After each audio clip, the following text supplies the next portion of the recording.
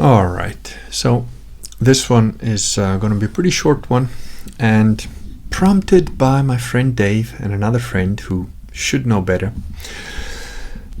And it also sort of refers back to Jay Dyer. Now, some of you know I've done a video with Dave before. Dave is a recent convert to Orthodoxy, but he was, a Protestant for quite a long while. And unfortunately, some of those behaviors, they stay with you. Now, on the video I did on Jay Dyer, the liar, I pointed out the lies that Jay Dyer says. Now, in an online little spat, not even a spat, it's just a beatdown really, Dave went on to say a really silly thing, like, oh, you haven't really demonstrated anything about Jay Dyer. And I said, what are you talking about? I've factually demonstrated that he lies pretty much about everything, doesn't understand the things he doesn't necessarily lie about, and lies about them too as a result.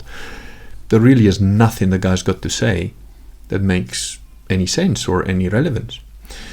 And so Dave boiled it down to, no, Dyer's point is that Vatican I, which you said the privationists think is fine, Vatican I says that without a pope you don't have a church. No, doesn't say that. Doesn't say that at all. That's what Jay Dyer says. Now, the Vatican I documents are online, and I'll put a link down below this video so you can go read them for yourself. So what's happening here is that you're taking the word of a random idiot on the internet about his interpretation, who we know is an autistic gamma spurg, and you're taking his interpretation of something that he clearly hasn't understood or even hasn't read, and you accept that as the truth. Why? A 5-second search on Google will give you that document. You can read it for yourself. Why would you do that? And why would you then go on to argue with somebody who actually has read these things and actually knows what the hell he's talking about, as though you're an expert, or as though Jay Dyer is a fucking expert? Similarly, this other friend just took it at face value and goes, oh, what? The Catholic Church believes that without the Pope you don't have a church? Oh, stupid Catholics. I'm like, I guess that's all what you Protestants do. Just make shit up. It's like a complete straw man. Unfortunately, this happens in a lot of things, and I'm speaking specifically with respect to the church because that's what interests me, the Catholic Church. And, but the same thing with God's battalions, because I said, so to Dave's reply, I said, look, why don't you just do your own reading? And by the way, why don't you shut the fuck up? Because you said you're going to refute God's battalions, still waiting for that. And the other guy piped up and goes, oh, well, God's battalion is quite questionable because, Stark's references are questionable and lots of experts have got lots of citations that they don't all agree. I'm like, no, you don't know what the fuck you're talking about. I've actually looked in some of the documents that both Stark and Harold Lamb referred to, and Earl Bradford, if that's his name. So 3 different guys who wrote 3 different books in 3 different, quite separate different timelines. And I've gone to some of these source documents. It is pretty consistent. Now, what has happened is experts, which as an ex-friend of mine used to call them, just remember that an expert is just a drip under pressure. Academics, if you like, which, by the way, Rodney Stark names and shames in his book God's Battalions, made shit up to have their little pet theory, just like Jay Dyer. These are liars and need to be exposed. And by the way, Rodney Stark has got a good history of doing that because he wrote another book called Bearing False Witness about all the lies that have been told about the Catholics in general and the Catholic Church by Protestants, essentially. And it's also a very interesting, very knowledgeable book with, again, a lot of backup. Rodney Stark does his homework. And I have checked his references, and no, there really isn't anything to argue about. The Orthodox betrayed the Catholics. And no, the lie that you got told by some Orthodox priest or, your pastor or whatever that said, no, the Catholics just took our lands and tried to put their bishops in there. No, that's not what happened. And in fact, in the very first battle where the Catholics took over one of the cities, I can't remember which one it was, quite a big one anyway. Not only, so the Catholics did all the fighting, they took over the city, and then when they won the fight, immediately the army of the Eastern Emperor quickly stopped the Crusaders from going into the city, except if accompanied by the soldiers of the Emperor, and 2 or 3 at a time, and immediately flew the pennants of the Emperor, as if to say, yeah, we did it. They took all the glory, did very little of the fighting, and didn't even allow the guys who had done the fighting to go in there and, whether it was sack the place or not, but definitely the Eastern guys got all the glory. And the Catholics were still okay with, well, they weren't okay with it, they didn't like it, they grumbled about it, but they didn't start a war there and then. They didn't fight with the Eastern Orthodox. They sort of said, that's kind of fucked up, man. You're in dire straits, we come here to help you, we beat the shit out of the guys that are beating your ass, and then you act like you did it all by yourself and you take all the glory and you treat us as though we're like criminals. What the fuck? And after you've done that a couple of times, and after you don't stick to your promises of supplying the army, of helping them militarily, and in fact you start to betray them and you start to pull back when they're going to be in a big fight, you tell the enemy where they are so that they can get, that's called betrayal. And again, I've said it before and I'll say it again. And the Catholics took 3 crusades where they were betrayed every time, and they only sacked Constantinople on the 4th one. I would have done it after the first betrayal. After the first time you betray my troops, when I've come and saved your ass, and you treat me as though I'm a criminal? Nah, I'm coming back to your city, razing it to the ground, and making every single person that's there either Catholic or get the fuck out. That's what I would have done. You're lucky I wasn't a crusader, They were very patient men. They got betrayed 3 times, and only on the 4th time they got pissed off enough to say, you know what, we're going to beat your ass. And they still didn't wipe everything out, So those are the facts. Those are the historical facts. And again, you can go to whatever sources you want. Now, you have to keep in mind that at this period in time, there's a lot of hyperbole here and there. There's people that are trying to convince you of all sorts of things. Propaganda has always existed. But on balance, if you take most of the documentations that is being considered fairly reliable, because it covers a span of years, it doesn't just cover one battle or one thing. So the numbers of soldiers is always a bit questionable, because everybody inflated the numbers to a certain extent.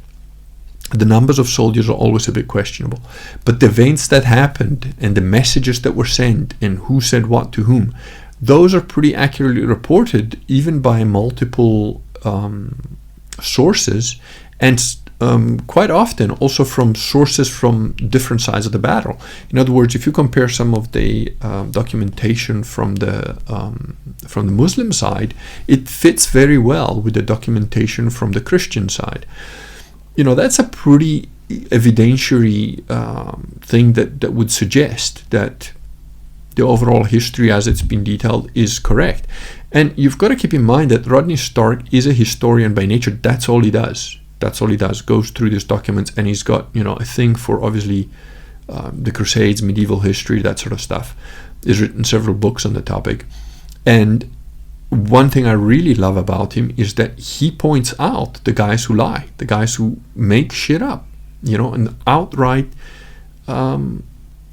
just lie, just take what is the truth and twist it, absolutely twist it, they upside down it. So, if you're going to argue with somebody like me, you better know what the fuck you're talking about, because I don't generally open my mouth on a subject unless I've researched it quite well. And it's the same thing like with the boomer that was saying, you don't know what you're talking about. Only the magisterium of the church can determine whether the Pope is legitimate or not, and whether a cleric is legitimate or not. Yeah, that's right. And guess what? The magisterium of the church put together the Code of Canon Law. And the Code of Canon Law says nobody needs to pronounce a damn thing. Once you're a heretic, you're no longer a valid cleric. End of. Done. Doesn't matter what your office is, including Pope, So, and the boomer is like, no, because I read. No, you read nothing. You're talking out of turn. You're repeating something that you've been told without checking it yourself. You're repeating a lie that could be generations in the making. You're repeating some bullshit that you heard as a soundbite on CNN. Those are the people that I will zero truck with. The moment you start to do that behavior, you've proven to me 3 things. 1, you're stupid. You are stupid. 2, you're lazy. You are lazy. Now, lazy and stupid is no way to go through life. And 3, you are a liar. Okay? If you're too lazy, too stupid, and too deceitful to do your own research, to figure out what the truth is about something before opening your mouth as though you know what you're talking about, you are all of those 3 things, at a minimum. Why the fuck would I listen to anything else you got to say? Why should anybody listen to anything else you got to say? Now, people can be wrong. Yeah? A mistake is not the same as intentional deception. But if you're going to be intentionally deceptive because you're too lazy and too stupid to check what the situation is, at minimum, you're an idiot. You are an idiot. If you take a Jay Dyer's word on the internet as God's gospel or the truth, you're a moron. Hell, if you take my word for anything, you're a moron. Look it up. Look it up. Check it out for yourself. Do you see a Jay Dyer telling people, here it is, here's the link, go read it for yourself? No, you don't. Why? Well, because people like Dave and his friend Nate, my friend Nate too, just take it as written and like, oh, all right, that's what Jay said, or that's what my daddy said, or whatever. I don't give a fuck who said it. Have you looked into it? If you haven't looked into it, shut the fuck up. You don't know.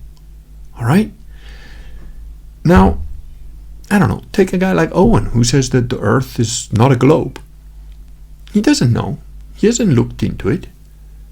The things that he has looked into, he hasn't understood. He doesn't actually have the background to understand what he's been told.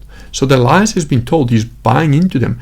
But they're slightly more sophisticated lies in that he's actually looked at what these people are showing. They're showing him some videos and he believes what they're telling him about the videos. And he hasn't done the necessary background work to understand what's going on there. Or, I think for that matter, he probably hasn't put a telescope to his eye and looked at the moon for, a few nights in a row. I think if you do that with a decent telescope, it doesn't need to be a very expensive one, it's going to be very hard for you to suddenly think that the moon is a lamp and it's not like a planet of, planetoid, a satellite, call it what you want. So, keep in mind, if you're going to be on my channel, if you're going to comment on my thing, don't even think to talk on the topics that I talk about, just spouting your mouth off as though you know what you're talking about when you haven't bothered to do any of the work to look at what you're actually saying. You will be banned. Your comment won't even show up. You will go straight to the gamma grave. Now, I've been indulgent with a few people recently, gammas as well, just as a teaching mechanism, just to show people you're that dumb.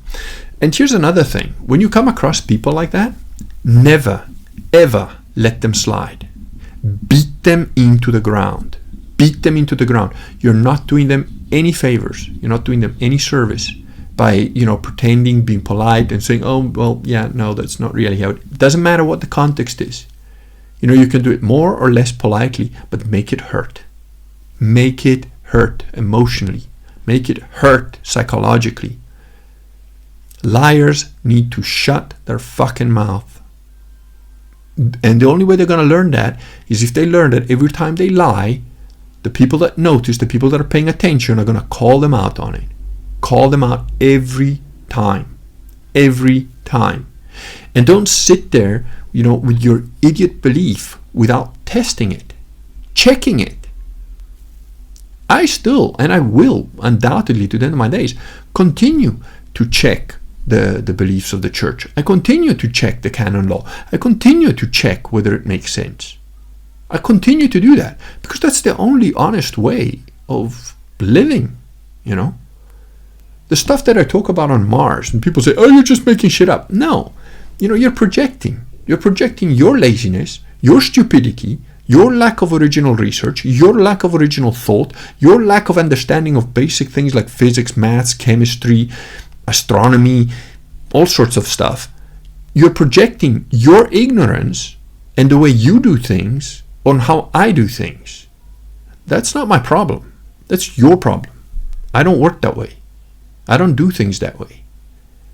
So if I tell you that the most reasonable explanation for the bombardment of the planet Mars is that that bombardment did not happen naturally, it's because I know what the fuck I'm talking about. And then if you read the book that I wrote, and if you listen to the videos that I made, even if you don't read the book, if you actually listen to the videos I've made on Mars, I explain that. Now, there is obviously more details in the book than there are on a video that I'm going to make.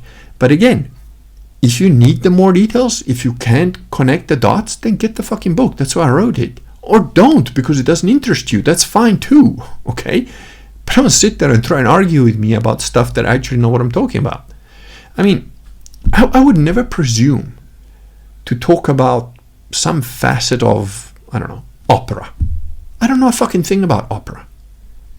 I wouldn't dare to open my mouth and say, oh no, that singer is better than that one. Or, you know, I did notice at the only practically the only opera I went to, a girl wanted me to take her out some years ago, and I took her to this thing, and I saw that the conductor was world class. I understood that, knowing nothing about conducting and very little about music and nothing about opera, but I could tell because of how he moved and his rhythm, which I have from martial arts. Nothing to do with singing, dancing, or any of that, but it's a relatable skill. It's something that I could tell, oh, that guy is world class. And I found out later I was absolutely right. He's like number 3 in the world, some Russian guy.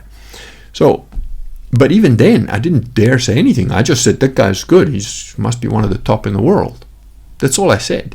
And believe me, I know nothing about opera. And the only reason I said that is because I could recognize something that I have a long history of familiarity with, and I could recognize that. So, you know, this is very important, especially if you're a young guy that you think that arguing is just about holding your position. No, it's not about holding your position. It's about knowing the truth. Truth matters. Truth matters, and it is discoverable, at least to a good extent. Yes, we all see through a glass darkly, but, you know, there's a lot of things that are pretty solid. You know, mathematics, pretty solid. Physics, pretty solid. You know, biology, a little bit less solid. Chemistry, pretty solid up to a point. Just like physics. Physics, really solid up to a point. But then when you start to get into scalar technology, psychotronic weaponry, then it starts to get a bit fuzzy. Ether, you know, or ether, whatever, however you pronounce it. The ether of the universe. There is such a thing. And if you look at the work of Harold Aspden, he explains it. He's written books that I've owned on the subject and I've read, and I believe he's absolutely right. And this guy also predicted certain numerical functions of subatomic particles. He predicted them, and then when they eventually saw them in like particle accelerators, they were accurate to like several decimal places of what he predicted they would be. So, you know, he's obviously knew what the hell he was talking about. And to be fair, you know, his mathematics is a bit beyond me, but his concepts are not beyond me. You know, and again, most human beings on Earth will not know who Harold Aspden is, or Thomas Bearden for that matter, or Thomas Townsend Brown for that matter. I do. I've read up on these guys. I've understood most of what they're talking about in terms of the physics they discuss. Most humans on Earth do not know who Burkhard Heim was. I do.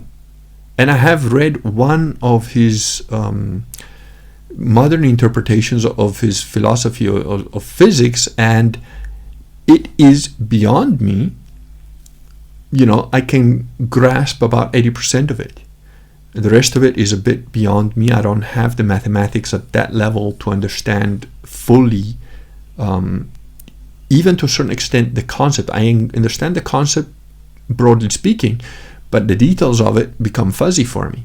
Now, again, I've got an IQ that, on average, from the 2 tests I took, is about 155. If it gets fuzzy for me at that point, it's because I don't have some of the skill sets at the level that I need to be, or the interest maybe, for me to grasp it. And believe me, if I don't grasp it, and you've got 100 IQ, you sure as shit aren't going to grasp it, right? So, the whole point, IQ is doesn't mean that you know everything, doesn't mean that you're right all the time at all. It doesn't mean that. But everything else being equal, if we both research, if we both had the same education, if we both had access to the same information, and I've got 155 IQ and you've got 100 or 120 or even 130, chances are I'm going to get it right a lot more often than you are. Especially if I'm actually paying attention, and especially if it's something that interests me.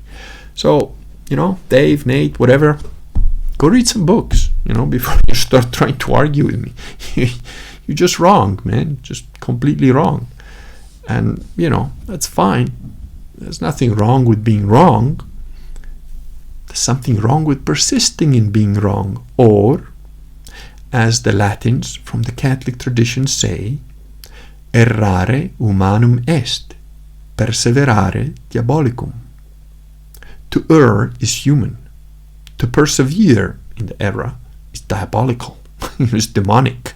So learn, And that's my topic for today. Also, when these con men, spout this bullshit and nobody checks it, and then they get these thousands of followers, they are zombies. They're the zombie horde. The morons that I met, and even when I was in the States, are like, the earth is flat. No, it fucking isn't. No, but it says so in the Bible. I said, really? Quote me, which passage in the Bible does it say the earth is flat? But I'll send it to you. Here's my email. Write it down. There it is. Ping me an email. I want to have those things. Don't forget. Do you think I got an email? No. You got to make these people feel pain every time they say some bullshit that doesn't stand on earth or in heaven. All right? So that's it. That's my little rant. That I really feel strongly about that one. You can probably tell. So there you go. If you agree with my generic principles, please do the world a favor. Every time one of these morons repeats a soundbite as though he knows what the hell he's talking about, and he clearly doesn't, bash them over the head with facts, reason, and logic mercilessly. Ridicule them.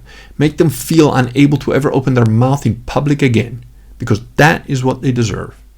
The progressive craziness where we have, Bruce Jenner as the most pretty woman ever, that happens because people don't put those lying, thieving, scummy con men in locker rooms at school, right? That's where it starts. People say, oh, but bullying is bad. Kind of depends which kind of bullying. When you got an idiot that's going around saying, I'm a girl. Nah, beat the crap out of him and shove him in a locker. He'll learn. He'll evolve, No, I'm not advocating violence. I'm just telling you my opinion. It's my opinion. And I think that all the mollycoddling and all that stuff, like when I first came to the UK, I remember walking to the park with my now wife back then, years ago, maybe 15 years ago or something, I don't know, a long time ago, 13 years ago, 12 years ago, something like that. Walking the park, and I saw that like all the little kids, like 3, 4, 5 years old, all lining up to use the slide. And I was like, no, why is that? I mean, like in Italy, nobody lines up. They just carry on, and they all kind of crowd around, and the kid that's a bit too slow doesn't get on top of the slide. But we're getting all sort of lined up as sheep and getting to behave that way. We're being trained to not question anything, to just accept everything, and it's like, look, there's some good sides to queuing and lining up, but there's also some really bad sides to it, So you gotta balance it out. And when it comes to liars and idiots, bash them every time. No mercy for these people. Ridicule them in front of everybody. That's my advice for the day. Okay, that's it. That's my rant done.